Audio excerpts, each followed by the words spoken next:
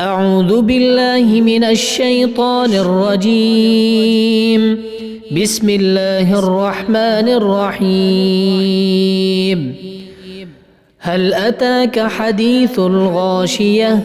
وجوه يومئذ خاشعة عاملة ناصبة تصلى نارا حامية تسقى من عين آنية ليس لهم طعام إلا من ضريع لا يسمن ولا يغني من جوع وجوه يومئذ ناعمة لسعيها راضية في جنة عالية لا تسمع فيها لاغية فيها عين جارية فيها سرر مرفوعة وأكواب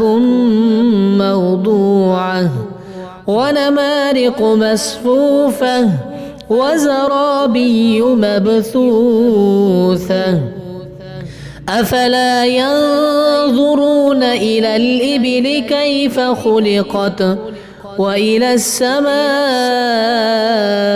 كيف رفعت وإلى الجبال كيف نصبت وإلى الأرض كيف سطحت فذكر إنما أنت مذكر لست عليهم بمسيطر إلا من تولى وكفر فيعذبه الله العذاب الأكبر إن إلينا إيابهم ثم إن علينا حسابهم.